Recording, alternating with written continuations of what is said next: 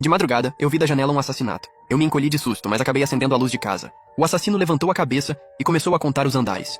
1, 2, 3, 4. Quando chegou no quinto, ele abriu um sorriso. Com o machado pingando sangue, ele foi direto para a escada do meu prédio. Eu apaguei a luz correndo. Com 8 anos, em pânico, eu estava prestes a gritar. Antes de sair qualquer som, 2 mãos taparam minha boca por trás. Psiu tal tal não faz barulho, ele está vindo. Minha mãe fez sinal de silêncio para mim. Ela trancou a porta na ponta dos pés e começou a ligar para o meu pai. Não completou. Então ela ligou para a polícia desesperada. Alô, é da polícia? Estou no 501, bloco 1, condomínio Century Garden, Rua Mingo. Eu e meu filho acabamos de ver alguém matando uma pessoa lá embaixo. O assassino viu a gente e está vindo para cá. Do outro lado, a polícia acalmou minha mãe e disse para ela ficar calma, que chegariam em 10 minutos. Minha mãe tentou se acalmar. Ela empurrou o sofá para bloquear a porta. Depois, segurou uma faca de cozinha com uma mão e me abraçou com a outra. Tal, não tenha medo. A mamãe está aqui. Quando a polícia e seu pai chegarem, vamos ficar seguros. Minha mãe dizia para eu não ter medo, mas a voz dela tremia. A maçaneta começou a girar sem parar. Minha mãe ligou para o meu pai de novo, mas ninguém atendeu. Do lado de fora, o assassino parecia ter perdido a paciência. Só ouvi um estrondo. O machado arrombou a porta. Tudo aconteceu em um piscar de olhos. Aquela figura enorme invadiu a casa. Ele virou o sofá, chutou minha mãe para longe e começou a golpear com o machado. Quando minha mãe caiu imóvel, ele veio na minha direção. No segundo seguinte, minha mãe, que parecia desmaiada, abriu os olhos e juntou uma força incrível. Ela se virou e arremessou a faca, ferindo o homem. Tal, meu filho! O assassino sentiu a dor e ficou furioso. Começou a atacar minha mãe feito louco. 1, 2, 3 vezes. Minha mãe agarrou a perna dele com toda a força. Mesmo morrendo, não soltou. O barulho acordou muitos vizinhos no prédio e várias luzes se acenderam. A sirene da polícia vinha de longe. O assassino fugiu pela janela. E essa fuga durou 10 anos. Eu sobrevivi, mas nunca mais consegui ficar de pé. Depois que fomos levados ao hospital, meu pai finalmente chegou. Quando viu minha mãe, ficou sem palavras. Antes de entrar na cirurgia, perguntei ao meu pai, ainda atordoado, através da gaze vermelha de sangue. Por que você não atendeu a mamãe? Se tivesse atendido, ela não teria morrido? Mas eu não sabia que minhas palavras virariam uma maldição, prendendo meu pai para sempre no dia da morte dela. Da noite para o dia, o cabelo dele ficou branco. Ele passava o dia se batendo com o celular na mão. Por que eu não atendi? Por que eu não atendi? Só quando tive alta, ele finalmente voltou a si. A primeira coisa que fez foi vender o táxi, seu único ganha-pão. Meu pai comprou uma moto e me prendeu nas costas, já deficiente. Ele imprimiu incontáveis fotos do assassino e gastou tudo o que tinha. Na internet oferecia recompensa por pistas. Fora dela, cruzou 22 províncias e passou por 290 cidades, distritos, condados e vilarejos. Por sua esposa, perseguiu o assassino por 10 anos. E eu vivi 10 anos nas costas dele. Mas na última vez, em 10 de julho de 2020, ele disse que tinha achado uma pista e não voltou vivo. E foi exatamente nesse dia que eu renasci. Renasci antes da morte da minha mãe. Abri os olhos e tudo estava escuro. No segundo seguinte, a luz acendeu. O homem lá embaixo olhava para cima, contando os andares. Quando chegou no quinto, ele abriu um sorriso para mim. Com o machado pingando sangue, foi direto para a escada do meu prédio. Mesmo que eu virasse cinzas, nunca esqueceria aquela cena. A luz da casa apagou de repente. Minha mãe tapou minha boca por trás. Ela se abaixou e sussurrou. Tal, não faz barulho. Ele está vindo. Eu me virei e, sob a luz da lua, vi de novo aquele rosto que eu tanto sonhava em ver. Perdi o controle, abracei minha mãe e comecei a chorar. Mãe! Mãe! Minha mãe tinha levantado de madrugada para ir ao banheiro. Me viu olhando pela janela e acendeu a luz. Se não fosse por mim, nada disso teria acontecido. A culpa era minha. Minha mãe acariciou meu cabelo.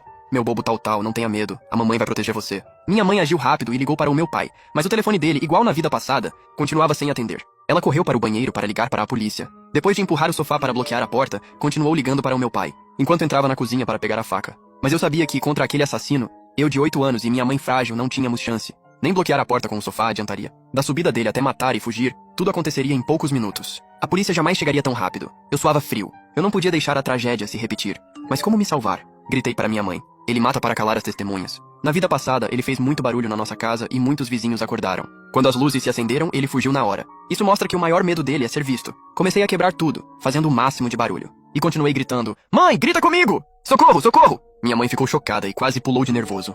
Tal, não grita. E se você chamar aquele homem para cá? Mãe, ele vai vir nos matar de qualquer jeito, mas tem medo que vejam o rosto dele. Quanto mais gente ouvir nossos pedidos de socorro, mais seguros estaremos. A polícia vai chegar logo. Se conseguirmos ganhar tempo, vamos sobreviver. Minha mãe ficou meio desconfiada, encostou na porta nervosa e os passos lá fora realmente sumiram. O rosto dela relaxou um pouco e eu quase explodi de alegria. Ainda insegura, ela confirmou por mais um tempo.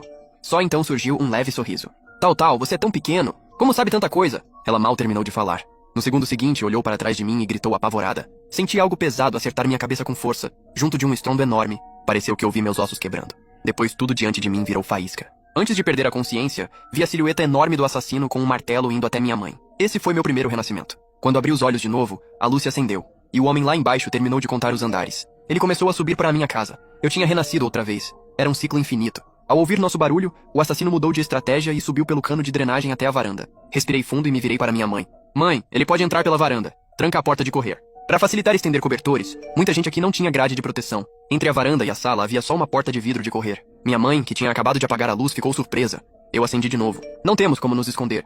No escuro, fica mais difícil montar uma defesa. Melhor deixar aceso. Minha mãe ligou para o meu pai, não conseguiu, trancou a porta de correr e chamou a polícia. Desta vez, ela empurrou o sofá até a porta de correr. Depois de preparar tudo, ligou para o meu pai de novo. Mãe, não liga mais. Ele não vai atender. Eu quebrei no chão os objetos frágeis da casa. Mãe, faz barulho, grita por socorro, qualquer coisa. Quanto mais alto, melhor. O assassino tem medo de ser visto.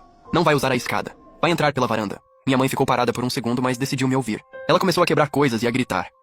Desta vez, eu não fui com ela. Corri para a cozinha, subi num banquinho diante do fogão e acendi o fogo. Despejei todo o óleo da garrafa na panela, mas superestimei meu corpo. Quase derrubei a garrafa de óleo. Eu gritei. Mãe, vem me ajudar! A chama azul começou a queimar. A temperatura do óleo subia sem parar. Fiquei encostado na porta, o coração disparado. Como esperado, os passos sumiram. Logo, uma sombra surgiu na varanda, como um fantasma vindo do inferno. Veio um estrondo.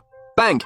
A porta de correr ganhou a primeira rachadura. Embora fosse de vidro temperado e não quebrasse com um golpe só, depois de várias marteladas violentas, a porta inteira foi estourada por um chute do criminoso. No instante em que ele entrou na casa, eu apaguei a luz da sala. A casa mergulhou na escuridão. Ao mesmo tempo, no instante em que apaguei a luz, minha mãe segurou a panela de óleo fervendo e jogou na direção da varanda. Um cheiro de carne queimada explodiu no ar. O homem soltou um grito horrível e desesperado. Ah! Tá doendo! Está doendo! Ele se encolheu no chão, segurando a cabeça. Aproveitando a chance, eu escapei de casa. Tranquei a porta pelo lado de fora às pressas. Depois puxei a mão da minha mãe e corremos escada abaixo. Tum, tum, tum, tum!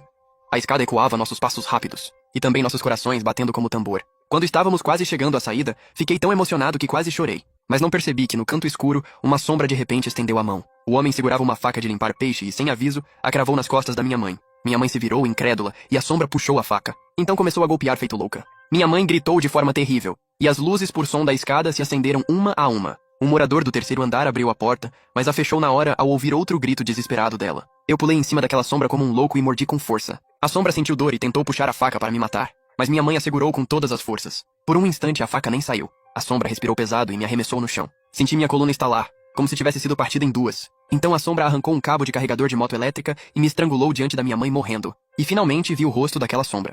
Na vida passada e nos renascimentos, era a primeira vez que eu via aquele rosto. Quem era ele? Ele se parecia muito com o assassino. Só que era bem mais velho, com as têmporas grisalhas parecendo ter mais de 50 anos. Não era à toa que na vida passada, o assassino conseguiu fugir tão rápido e sem deixar rastros. Todo mundo estava errado. Naquele dia havia outra pessoa ajudando ele. Antes de dar meu último suspiro, vi o celular da minha mãe cair no chão e acender. Meu cérebro estava sem oxigênio. Minha consciência já estava turva, mas ainda ouvi uma voz vindo de lá. Era cheia de chiados, como um rádio antigo com sinal ruim. A voz parecia chamar, aflita, os nomes da minha mãe e o meu. Chumental tal! Esse foi meu segundo renascimento.